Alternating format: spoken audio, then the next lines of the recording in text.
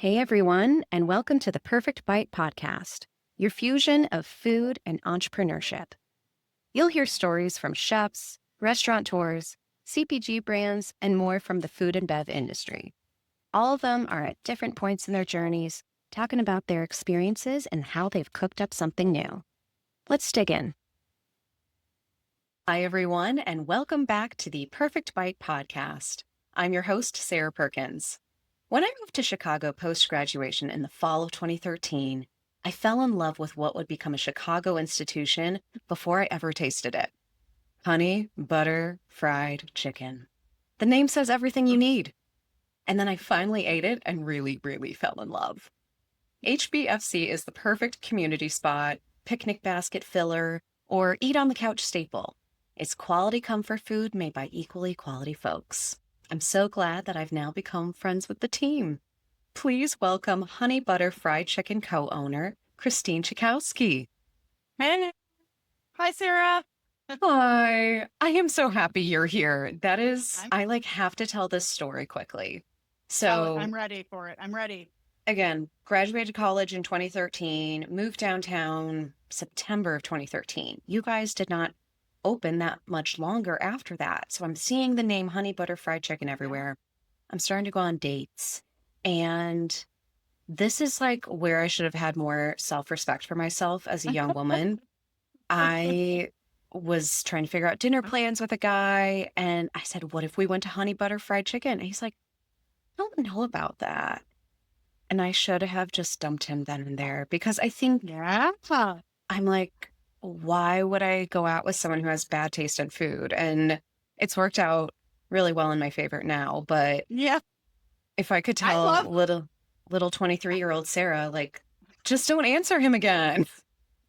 I think that I agree with you. Dodged a bullet. And I think Honey Butter Fried Chicken or places like it are great places to go on a first date because, you're going to eat with your hands and you're going to eat like full flavor, full fat, like wholesome and nutritious and made with good ingredients. But like the veil is off. Like you're going to be like chicken, dripping butter, corn muffins everywhere. I say just go for it and see what you're working with right away.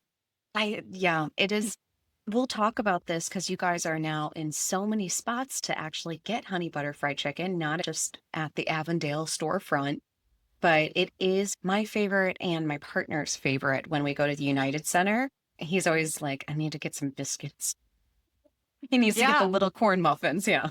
Yeah, we love being at the United Center. We have Elston location, and we have the United Center booth, although we don't run it. It's more like a licensing deal, and the season just ended, so we're just at Elston now. Yeah. But hopefully, with that one failed expansion project aside, we can talk about that too. We're just doing Elston now for now. I love it. It's good to go back to your roots. And so with that, let's start at the beginning of your journey then. So tell us when you first fell in love with food. What were your favorite foods as a kid? What was it like in your house growing up in terms of food? Baby Christine. I've always loved food. I've always said that I'm more of an eater than a cooker. My love of food was directly started from just eating.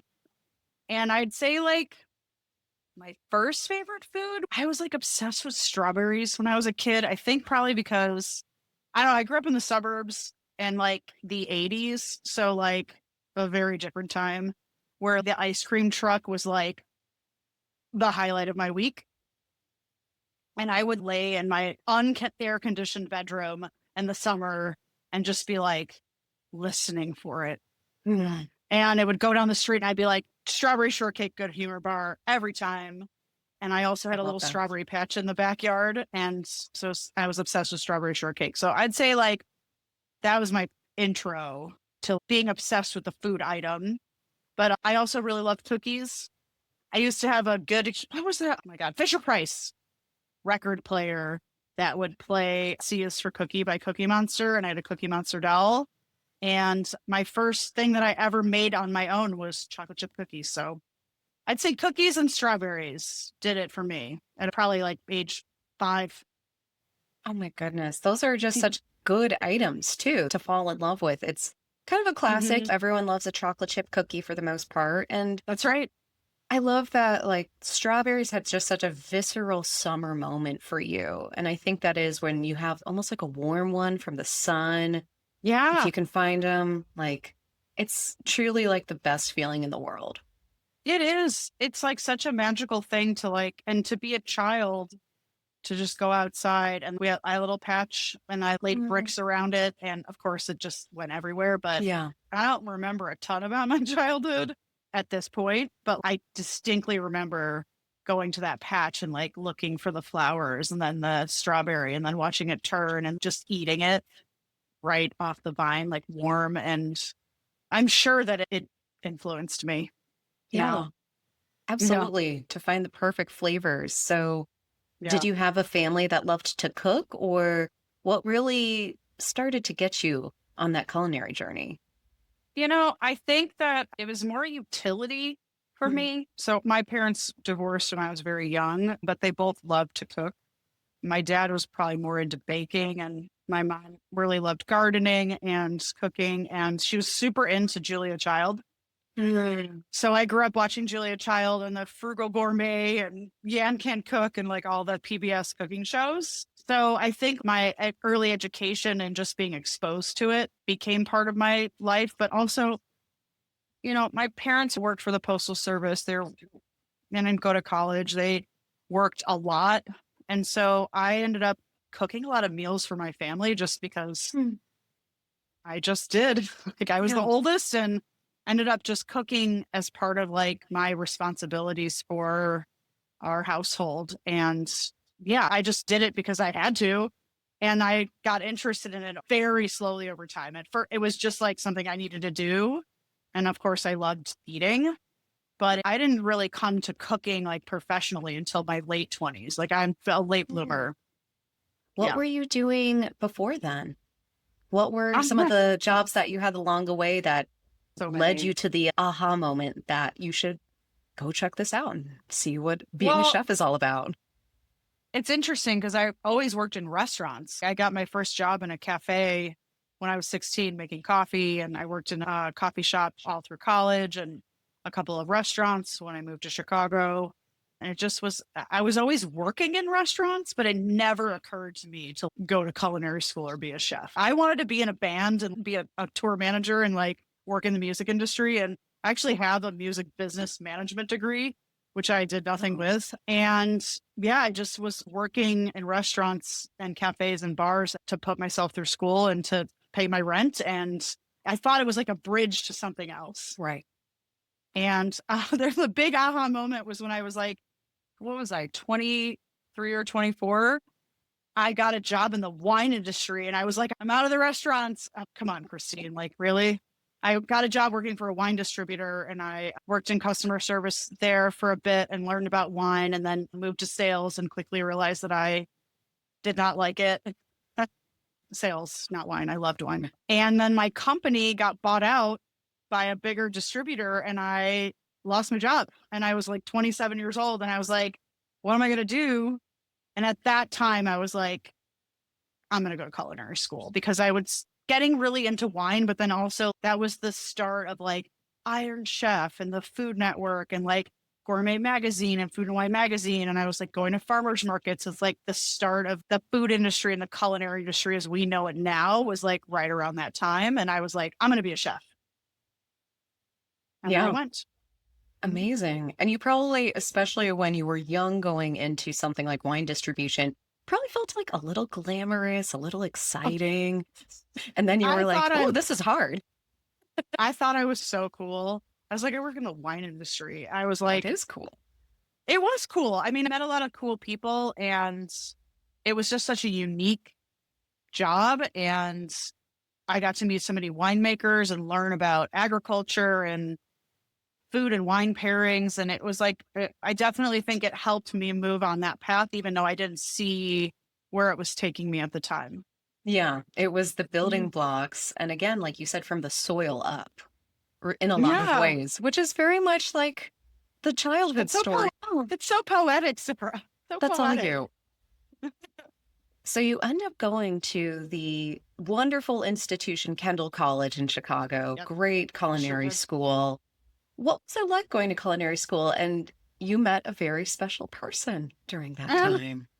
I did. I did. So, yeah. So I went to Kendall in its transition period. It actually started at Kendall when it was still in Evanston, and then and moved to Chicago and really kind of shifted its scope, and it became like the facilities were amazing. Yeah. We were used to working with the bare bones in Evanston. I'm actually glad I got both experiences because it really taught me to be resourceful. And yeah, so I had actually went to Kendall College with my boyfriend, Jason, at the time. And then we met Josh Culp at Kendall. We were all in an accelerated program. So we'd all gone to college and gotten degrees and went back to school to get the associates for culinary school. And the three of us kind of, and some of our classmates really hit it off in terms of being very interested in local food and farmers markets and seasonal cooking. And we were also like, we were very competitive with each other, but like in a friendly way. Like we're always trying to outdo each other in like mystery basket class. And we all had different skills that we were really good at. Josh is really good at pasta. He still is. But yeah, so we met Josh there and then decided to start an underground restaurant, the three of us, after culinary school. Wow. So tell us about Sunday Dinner Club, which, oh Yeah. my gosh, it's been 2 decades. I still can't believe it. So the three of us started Sunday Dinner Club in 2004, right after we graduated from culinary school. And inspired by underground restaurants that were happening in Portland and New York at the time, I read a New York Times article while I was on my internship in France during culinary school. I remember sending it to Josh and I was like, we should start an underground restaurant. Like there were two of them at the time. And we did right after culinary school. We'd all taken jobs in industry and just started doing it once a month, communal dining in our own apartments. And we would go to the farmer's market, totally seasonal food, local food, make a 5-course menu, and then invite our friends and family to come and eat that food and then ask those people to then pay us for that meal. We did it for 2 years. And then, well, Jason and I broke up and he left. And then me and Josh took it over. And that's when we really started to grow. Before that, it was just like we were doing the farmers markets. Like we had some catering gigs, but like it really took off at that point. Josh and I decided we really were committed to the vision for it and growing it. And we became a vendor at the Green City Market, started selling burgers, and really Hmm. started pushing this. You know, it was really hard to reach people at that time. You know, there wasn't Instagram. Yeah. And I barely knew about Facebook, and it was all word of mouth. We went to the farmer's market because it was another outlet for us to cook that food. Like we got everything from the farmer's market and grilled these amazing burgers, but it was like direct personal outreach to customers. And then they would sign up for the Sunday Dinner Club at the farmer's market and then come to the dinner. Like there was not even a website sign up for SCC at that time. So we spent years building that business. We would just add dinners based on the number of people that wanted to come. Yeah. And eventually we're doing like 6, 7, 8 dinners a month. And probably like 7 or 8 years into it, that's when, well, the butter and the bird, the fried chicken thing happened. But that magic, that like, I would say between like 2008 and 2012, it was like a really magical time. It was like the height of our like being chefs. We were like cooking everything, buying everything, writing all the recipes, like doing all the dinners. It was like a really cool time in our lives. And we really got to hone our skills and find our own style of food. And then, of course, fate intervened and we opened a fried chicken restaurant. So before we get to the HBFC, which to me Yeah, sounds like the HBIC, which I love, nice. what kind of menus were you doing with Sunday Dinner Club? When you say starting to find your own style, what was happening during that time? What do you think were some of these catalysts that were leading up to honey butter? I think if I really had to distill it down, it was just, it's so simple, but honestly, it was just the farmer's market. I know that farm to table cooking is very omnipresent or whatever. A lot of people do it now and they should. It's the best food. But every menu that we did was what's in season. Yeah. That's just where we would start. Always would start with the ingredient, what's in season, and what's the best way to serve it to highlight that ingredient. And then I think from there, because we didn't have a restaurant, And I think this is a real benefit. Like, we didn't have a cuisine that we had to stick to. Yeah. We were like free to explore any kind of cuisine that inspired us, techniques, other chefs, cookbooks. And so we could do Spanish food. We could do burgers. We could do Italian food. Or I was big into traveling, Josh too. So like I'd, go to Japan and experience this beautiful food and get inspired by it. And we'd do a Japanese menu. And we really cast a wide net on that. We've cooked hundreds of meals all inspired by the traditions and the techniques of so many different cuisines. But I think truly it's just seasonal cooking and like the true expression of the ingredient. Well, I don't want to sound like pompous or anything, but it really is. It's like, well, we have tomatoes, they're in season. What are we going to do with them? Yeah. And I think that's really the root. Yeah. That's really the root. It's really like cooking with Mother Earth. And I Yeah. love that. That's been a theme a lot on this podcast. I appreciate it from people so much because, where else are we going to get our food that's actually real and fresh? Well, I think sometimes, I don't know if you want to go with a deep dive on this, but and we forget that we're like part of the earth. Yeah. We're not just separate from it, and it's not here to just provide for us. We grow alongside these things. And so I think that there's a natural connection to it that we can often lose sight of, but it's not lost on me. And I don't take for granted like that I am a natural being too. And I exist alongside these things, not to dominate over them. So we're seasonal creatures too. We are. That's right. That's right. I love those quotes that it's really like a flower doesn't bloom year round and a piece of produce isn't seasonal year round. You got to go with the seasons and go with the energy in that moment. I totally, namaste. Yeah, I know. I was like, yes, we are here to meditate together. We are here to be one with nature, I suppose. But as cheesy as that sounds, like, I really feel that way. I really feel like being in touch with what's growing is what interests me as a chef. Yeah. And a human. And it clearly started at a young age, which is very cool. Yeah, it did. It did. So we got to talk about the bird here. So you're doing years worth of learning how to essentially without the same margins and overhead in some ways, which is awesome. Like you're learning how to run a restaurant yourselves and figure out different guest experiences.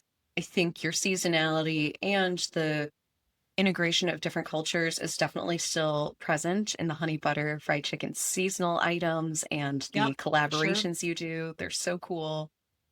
When was that moment that you two said, we're going to open a storefront and it's specifically going to be insanely good fried chicken, honey butter, and these gorgeous little corn muffins that look like beehive, and then other items that built on top of that? So Josh and I came to that point at different points. We had a moment at Sunday Dinner Club where we were serving. That was the origin of it. So we were actually doing fried chicken dinners every year at STC. And this one year in particular, I think I pinpointed down September of 2010. And we were doing a fried chicken dinner. And the side dish was a corn cake with honey butter on it. And then there was like a vegetable side dish too. And so we would plate up 2 pieces of chicken, the corn cake with the honey butter and the side dish. And then we served it to our guests. And we're back in the kitchen. It was at my apartment in Logan Square. And we don't totally know how it ended up on the chicken. I feel like I remember as like we plate family meal in the back, like everybody's eating in the dining room, taking their time, really enjoying themselves. And then back in the kitchen, we're like, food piled on a plate, eating over a garbage can, like very quickly. Yeah. And I feel like it melted on the chicken just because it was on the plate. But Josh is like, I think somebody dipped it in the chicken. We just don't know. Butter ended up on chicken. Wow.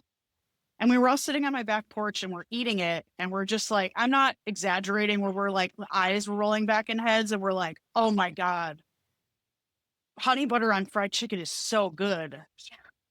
And I remember very clearly, like standing up, running to the dining room and saying, take the butter off the corn cake, put it on the chicken. We just did it in the kitchen. it's insane. It's so good.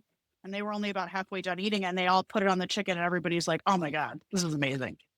So Josh says he knew in that moment we should open a fried chicken restaurant. And I was like, no. And he's like, I knew it. I knew it that day. But I did not. I was like, I never wanted to actually open a restaurant. I love Sunday Dinner Club. I loved that it wasn't a restaurant, that I had found a way to cook food and serve food and give great hospitality without that format. But we continued to serve honey butter fried chicken for a couple years at Sunday Dinner Club, and it was just so popular. And the more Josh would talk about it, the more I started to see if we were going to open a restaurant, this seems like the right one. The food is familiar. It's comforting. Like, we could build a menu around it, and we wanted it to be casual. We wanted to be counter service. We did not want to open like a fine dining version of Sunday Dinner Club with fried chicken. And so we started to build this menu with the corn muffins and the pimento mac and cheese, the schmaltz mashed potatoes, like just taking very familiar comfort food, like Midwest kind of versions of it, and giving it like a little chef twist. Like the pimento mac and cheese, like it's mac and cheese with pimento pepper in it. And like our chicken fat mashed potato. I know you're going to be so excited. I'm just like, I'm so hungry listening to this. It makes me so sad. I can't just go and get it in this moment. We're gonna have to figure out a way to get you some soon. But yeah, so like we built this like casual restaurant around this main dish and decided to open it and look for a space for 2 years, I think. It was a slow burn, that restaurant. Yeah. And finally found the space in Avondale, which I also think is a totally nuts story, because we had gone for several different spaces before that, and like they had all like weirdly fallen through at the last minute. We actually put a LOI on a space in Logan Square, and we're in negotiations for like a month. And then it fell through during the inspection process. And we were like, oh my God, we've been looking for the space for 2 years. We just can't find it. And the next day, our real estate agent was like, back up on the horse. Like, you guys, come on, keep going. I just got a listing for this space in Avondale. And Josh and I were like, oh my God, that's down the street from Hot Doug's. It's so weird. I'm getting like chills just thinking about it, because it was like, and then Parachute was nearby. And then Parachute came in, like, well, Doug's closed, but it was like such an amazing neighborhood to be a part of. And like, I remember walking over there that day. I just walked and I was like, that's it. I knew it. I knew it. Like, as soon as I saw it, I was like, this is where we're going to open. And then a year later we did. Wow. And it's a and it was insane corner. It's got a great outdoor area to it. Yeah. We're lucky. We have a triangle shaped building, which presents a lot of challenges, but the added benefit is that the backyard keeps to the triangle. And so there's big, huge, like 80-seat patio that's off Elston. That's got an ivy wall. And it's really a magical patio. We're lucky to get that bonus. It's really special. So talk to us about the challenges of building over that year, especially you're like, wow, even the architecture of this space is kind of funny. I had never done anything like that before.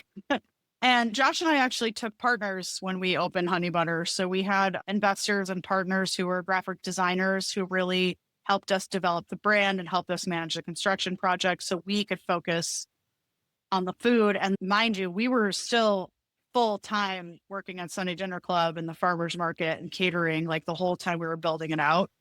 And it was just, I'd never done anything like that before. So I learned by doing it. Yeah. It was challenging, but also super fun. Once it opened, again, like we had no idea what we were doing. We had been running Sunday Dinner Club, a business. So we had the taste of what it's like to like order ingredients and pay taxes and have employee files. And we weren't starting from scratch, but like a brick and mortar restaurant that you own is a very different experience. And I think when Honey Butter opened, that thing shot out into the world like, I am here, and it was slammed from day one.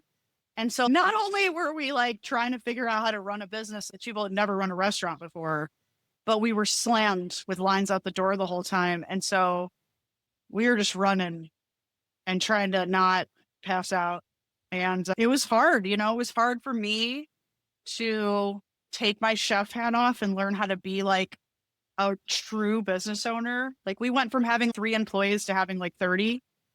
And I struggled with it for sure. It was a hard transition for me. The responsibility was times 10. And, I definitely made some mistakes and earned them, I think. And yeah, I mean, I think it made me a stronger, better boss for sure and a better employer. But yeah, those first couple of years were tough. It was just, we were so busy. And I'm not like saying like I wasn't grateful for being busy and like being a popular restaurant. Like it was awesome, but it had its challenges of we were just running for years, no breaks. So Yeah, you couldn't have those moments of postmortems of like, what did we do well on this? And how can we do better? You were just, like you said, you were learning in the moment. And I'm sure that everyone loves you as their boss. And yeah, like you said, you had to learn moments. Oh gosh, yeah, I had some moments too when I had my own startup that I look back on and I'm like, that was young Sarah. And I've given yeah, her a hug since and said, it's yeah, okay. It's yeah, okay. You didn't know until you knew. yeah. I So mean, that's such an important school, part of it. I totally agree. I think that hopefully over time, I earned at least their respect or at least their understanding of, a lot of them, especially in the beginning, they had never opened a restaurant either. And I think we were all learning together. And there were definitely some challenges. And I think it made us stronger in the end. It certainly was very humbling to me to learn how to be wrong Yeah. and to learn how to set the example of like, oh, I made a mistake or, oh, I wish I would have handled that better. It took me a while to get to the point where I could use that as a tool for teaching. Like well, our chef Cam actually taught me that lesson a couple of years after we opened. He said, the one thing I want to work on is learning how to be really good at being wrong. And I was like, yeah, that's what I feel like we're doing is it's like we want to have a workplace that where you can make a mistake and like apologize, acknowledge it and move on from it and grow from it together. And so I think that we've tried our best to cultivate that environment at Honey Butter. But yeah, there's definitely some rough moments along the way, but ultimately I think we landed in a good place and I really enjoy it now. Yeah, it's important to have a safe space for pitfalls and just say, Yeah. it's okay, we're going to keep going. And what do you Yeah. think? I mean, you said it truly, again, it was everywhere immediately. And in Yeah. Chicago, which is a town known for some good fried chicken institutions, what do Oh you think yeah. really stood out? What were some of those things that folks were saying or that you were seeing that really attributed to that popularity right away? I think that being in Avondale was a big part of it. I think that neighborhood really has some special gems in it. I mean, Hot Dogs was anchored there, Kuma's Corner anchored there. And I just think it was like a special time to be in that neighborhood. I mean, there are beloved institutions like Harold's Fried Chicken is great. And there are other places in Chicago that have great fried chicken. I think that our version of it is pretty approachable. And the seasonal ingredients like sourcing like hormone antibiotic free chicken, buying things from local farmers, like adding seasonal specials and just trying our best to do right by our team and our customers. We had a philosophy of the food has to be just as good as the service and the business has to be healthy. We learned a lot of stuff from Zingerman's when we were opening the restaurant. We spent a Oh, lot of time going and doing their training and their philosophies about doing right by your people, doing right by the planet, and serving really good food. And so I think that Honey Butter's foundation is rooted in those philosophies, and we've just tried to strengthen them over time. what another great place. Yeah, I know, right? I remember the first time I went there, like and experienced their customer service. I was like, you guys are so good at this, and you make everybody feel welcome, and everybody's excited, and everybody wants you to taste everything. And their training is really, really great. I would highly recommend it. I think that's really cool that you as a team said, who's doing this really Mhm. well? And just straight up go learn from them. Yeah, we took like most of their training seminars before we opened. And during the first couple of years, we kept going and read all their books. And it definitely helped us shape our culture. Oh, really. So, how Mhm. do you think the business has grown and evolved over time? We're at almost 12 years now of honey butter fried Oh God. chicken. You've had multiple locations.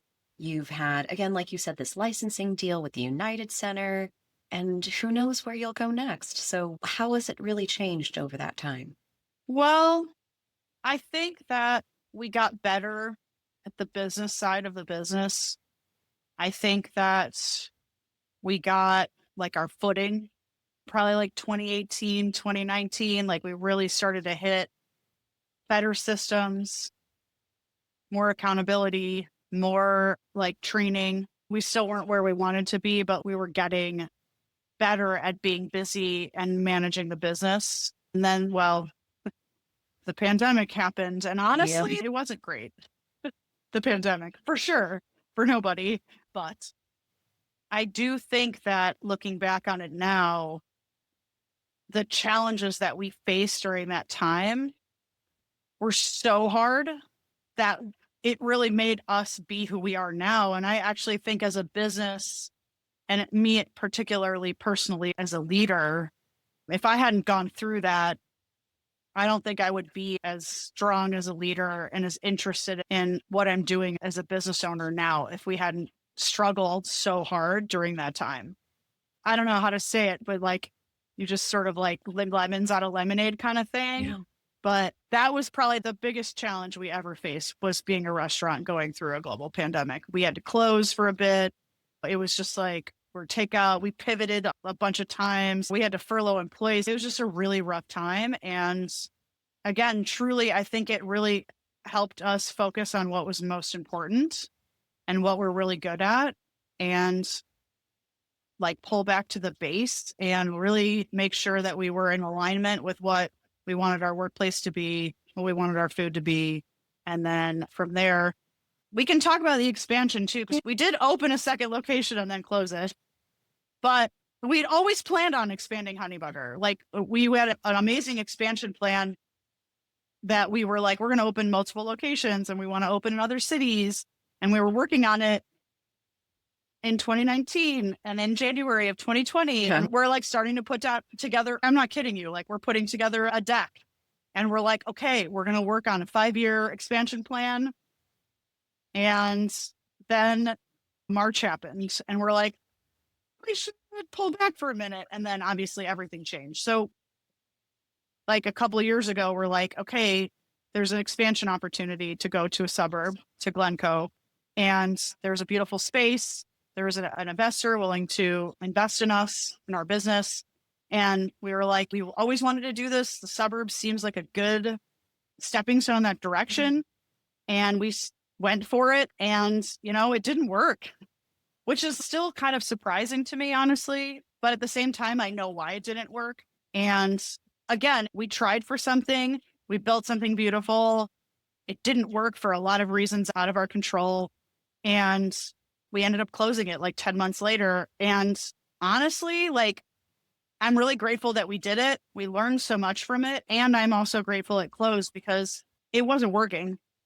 We were losing a lot of money. And it's just as important to decide when you want to do something as when you need to stop doing something. And we knew it. We're like, this isn't working. And I think it was really a testament to our strength as business owners to be like, we got to pull the plug. Even if it means, yeah, we opened a restaurant, we closed it 10 months later, like it wasn't working and we needed to do it. And since then, I feel like we have really strengthened our core and Elston is doing better than it ever has. And the team is super strong. And Josh and I are like really in it right now with that team and the space. And it just feels like, I don't know, this is the right path. Yeah. I feel like I can speak on behalf of everyone listening is your decision to pull the plug quicker is like so much more responsible and something I respect a lot because it's so difficult. Like yes, it says honey butter fried chicken on it, but it almost feels like it says Christine and Josh on it. I mean, And that's you're part like, of it. That's part of it. Yeah. I would have said, well, if you had gotten yourself into a hole and then you couldn't help the business that was like going really well, like it would have been tougher for you. So I Yeah, think it was difficult. You learned that important business lesson. I think of one concept can work in one spot or with certain markets, with certain audiences. And you just exactly. got to learn from that and continue to say, okay, here's our person. Here's what this person looks like. Because you and I were even Yeah, chatting about this last summer. I was like, yeah, this is crazy. Why aren't all of these moms picking up picnic baskets for Ravinia and going to have yeah. some candied jalapeno margaritas with the girlfriends on the lawn? That sounds perfect to me. But like you said, if it just wasn't the right fit, it just wasn't. And I think that a lot of people loved us up there and we loved our space and we had a great partner. And I think mostly it was just there weren't enough people coming. Yeah. Like the people that did come really loved it, but I think our space was too big for the concept. And I think that community just wanted something different. And it's okay. We knew that. And it would have been irresponsible, I think, to keep going to the staff and to the investor and to the community. They have a really amazing business going to that space that Josh and I are totally rooting for. And it's sort of like you go through a breakup. You're like, it wasn't a right fit, but everybody wants the best for everybody. And I really believe that like our time there was really important for us to learn that. And I think that closing it was totally the right decision and pulling ourselves back into Elston and strengthening that foundation. And it's just re-energized me as an owner and as a chef. And I know Josh feels the same way. And our team is like super locked in and we have this great vision for the future there. And I don't know if we're going to open another location in the future. We'll see, but we have some irons in the fire and some ideas for some things that we want to do. So we'll see what happens. Well, I'll be watching. I'll be excited for Yeah. whatever you do. And you did have an expansion of sorts in a really special way. So Tribeca's That's sandwich not too far away from Honey Butter, and you got to right. have this moment where a former Sue blossomed into a co-owner. That's So, right, Becca. uh, That was an amazing thing that we were able to do. And that sandwich shop is incredible. It's been open for 3.5 years at this point. Becca was our sous chef at Sunny Dinner Club for 5 years. She's also married to our culinary director, Cam, who was our first hire at Honey Butter. So it's really in the family. yeah. And she showed us the sandwich. Her version of a Cubano sandwich is not a traditional Cubano sandwich. And it was so delicious. And we're like, you could really build, it's sort of like the fried chicken thing. We're like, you could really build a concept around this sandwich. And so we Yeah. let her explore that through Honey Butter. Like we closed the restaurant for in-house dining during the pandemic and we shut down Sunday Dinner Club and we're just doing takeout meals. It was like, well, why don't we start testing sandwiches? And like, why don't we try to open Tribeca's? We did a pop-up at Revival Food Hall for 3 months Mm. before the pandemic and it did really well. And then we just let her explore her sandwich creations and really develop the concept like slowly. And then we found a space that's 4 blocks from Honey Butter, did a little investment, built it out, and opened the sandwich shop. And Becca runs that. She's a 50% owner. So Josh and I own 50, she owns 50, and she operates the restaurant. We're there to help her with like accounting and PR and running the business, but she runs the ship day to day with her amazing team and her 2 kitchen managers. And it was always something that we wanted to do in whatever way we could. It could be opening a restaurant, or it could just be supporting a pop up or supporting people's future culinary pursuits. Like through our business, we've been really conscious and thoughtful to do that over the years. And I hope there are more opportunities to do that. We have some amazing people working for us that are so creative and so talented, and not just chefs. Like we have artists working for us, and we've done a couple of commissions. Like we have a mural on our outside of our building that our store manager, Serena, created and painted. We just commissioned a beautiful piece of art for our back room from our GM Winter, who's an amazing artist. Like we are really trying to make sure that we nurture the future, pay it forward, and really just be there to support our employees and creative pursuits. Whether they're with us or they leave. Thank you for doing that. I think Yeah. that's just such an amazing example for other folks is that when you have some level of success, helping the next gen, helping folks that have been with you along the way is one of the best parts. And you get to continue to grow and blossom through each other of that same mission of we just want to put really great food into the community. It's going to look a little differently and it's still going to have the same feel. In fact, I don't know if you realized the story here is you, Becca, and Josh brought Zingerman's to Chicago in a sense. Oh. I mean, yeah, Your kind of. version, like Our your version. special Yeah. version, which is, again, Yeah. a place where you can go, again, another spot. It's so good. Yeah. And you're carrying it through. So thank you. Yeah. I mean, you are kindly welcome. We all love the sandwiches, and I'm glad that you love them and other people love them.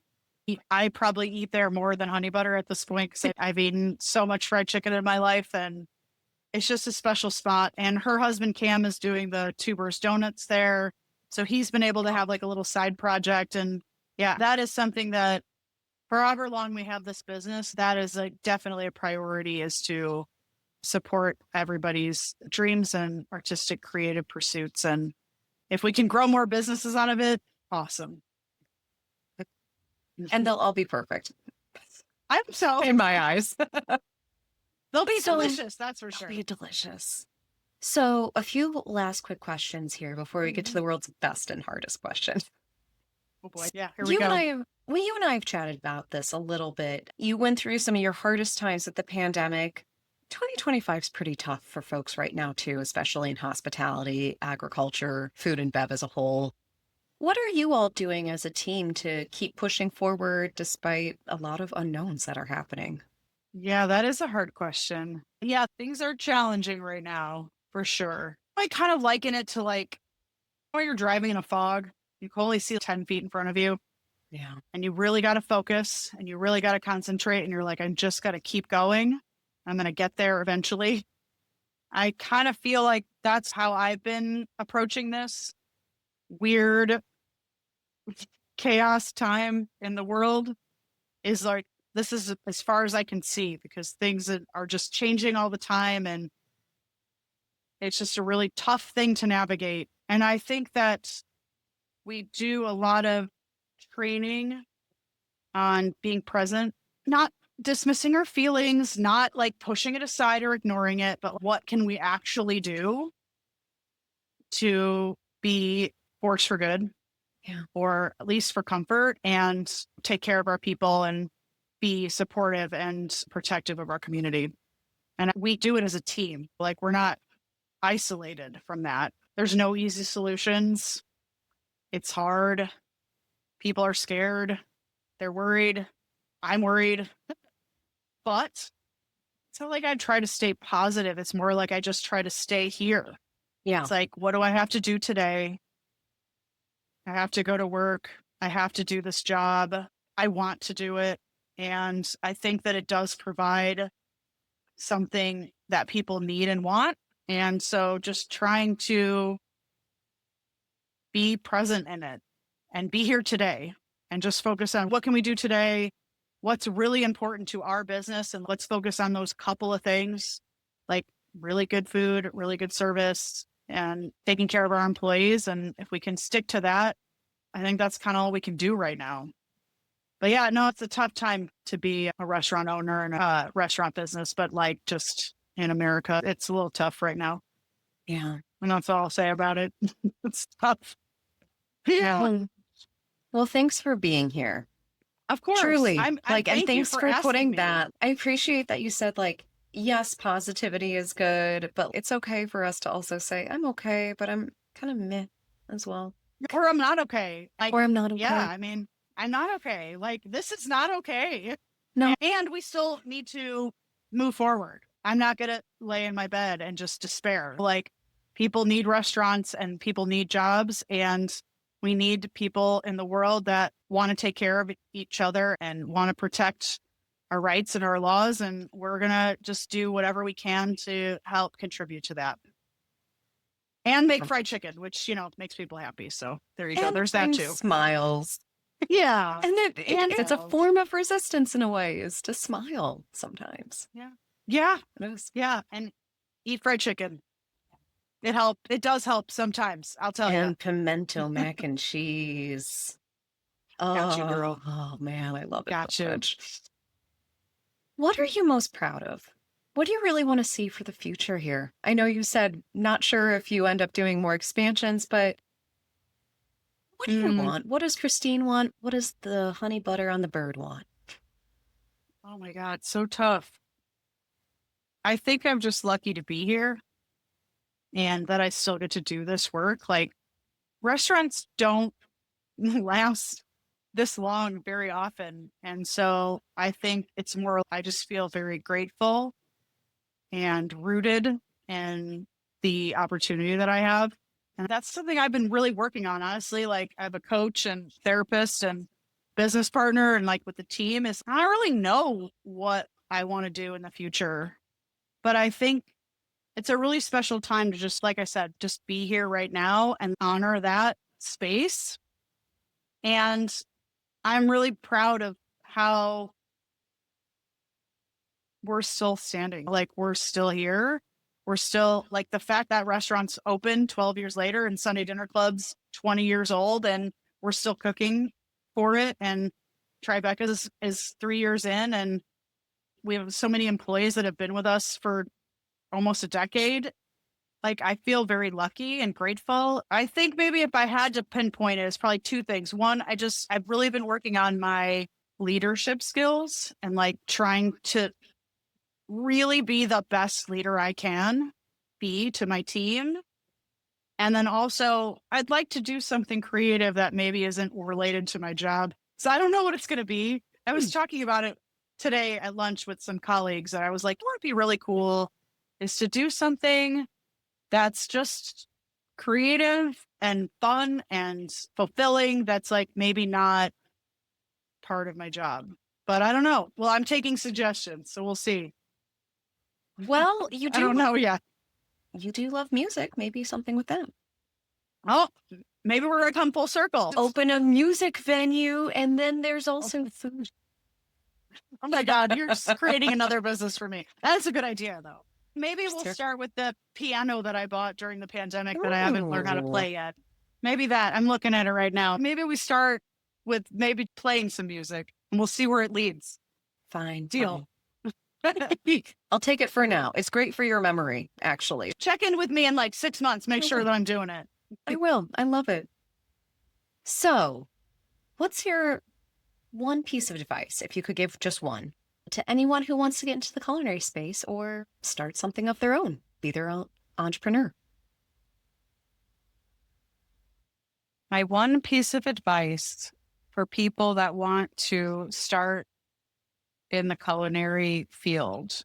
I mean, I got to go back to what Cam said, maybe. It's like just get really good at being wrong because you're going to make mistakes and that's okay. And when you make a mistake, acknowledge it, apologize, and make it right and keep growing and use it as an opportunity to get stronger. I think that is probably one of the best pieces of advice I've ever gotten in my life. You just got to keep moving forward and learn from it, use it and learn from it. No matter what you do, that's a great philosophy. And also just try to be present with it. Try not to forget that you're here right now and try to enjoy it. So much of the stuff from the beginning of Honey Butter, it was a flash, you know. I feel like I was always moving towards the next thing and don't miss all the parts of it. Yeah. Don't miss all the parts. Get all the bits. Get all the little bits. Scrape all that life bond up. You want all of it. There we go. Get all the schmaltz potatoes you can. That's right. I will release you with this last question. So, a little reminder for everyone. This podcast is called The Perfect Bite, not only because we simply talk to a perfect bite of folks along the supply chain of food and the value they bring, but it's also because we all have our own perfect bite, something that's very unique to us, our own taste buds, and our memories. So, Christine, what was your perfect bite? All right. I'm going to say it. I don't know if you know this, but my business partner, Josh, you know, we're also not married, right? You know that. We're I just do know business that. partners. Yeah, Yes. we're no. A lot of people don't know that, but Clarifying everyone. They are just business partners. We have never been together. Josh is married to a wonderful woman, and we're just business partners. I've been there. I know. Yeah.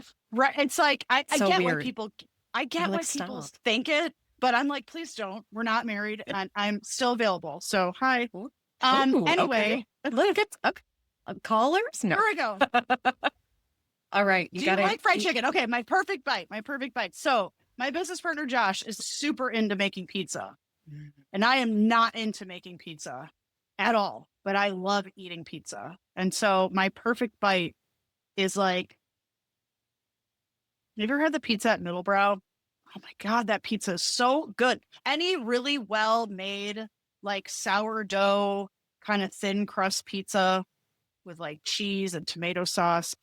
And like good olive oil. I'm like chef's kiss. I will eat it every day. I never get tired of pizza. That's my perfect bite. Yeah. And a simple one, and preferably one that I didn't make. Like, I just want somebody that really loves pizza to make me pizza. That's it. All right. So, single folks out there, you heard it. Make Christina pizza. I'm taking submissions. And just like at Peace Pizzeria, one of my other favorites in town, they put the honey butter fried chicken on the pizza. So it's all full circle right there. My goodness. That pizza is really good. Everybody, you should go eat it. It's delicious. I love Peace. Me too. Christine, this was fantastic. Thank you again so much for your time. It really felt, maybe not on your end, but 12 years in the making for me, for us to have such a special conversation like this today. Can you tell listeners where they can find you? So venues and social accounts as well. So yes, we are at 3361 North Elston, Honey Butter Fried Chicken, the original location. We're open every day. And we're also at the United Center seasonally. Tribeca Sandwich Shop, 2949 West Belmont, also open every day. Sunday Dinner Club. We are doing a couple dinners a month. If you want to sign up to get the invites to the dinner, you can go to sundaydinnerclub.com. The mailing list click is on the front page, or you can just follow us on socials. We're Honey Butter Chi, Tribeca Sandwich Shop, and Sunday Dinner CHI. And then I just my full name on Instagram if you want to find me. Thank you. Everyone, thanks for tuning in. This was Christine Cikowski's Perfect Bite. Thanks for tuning in to The Perfect Bite today. You can listen to future episodes on Apple Podcasts, Spotify, and anywhere else you listen to podcasts. Thanks in advance for subscribing, rating, and reviewing. You can follow The Perfect Bite on social media at Perfect Bite Pod. Now go get something good to eat.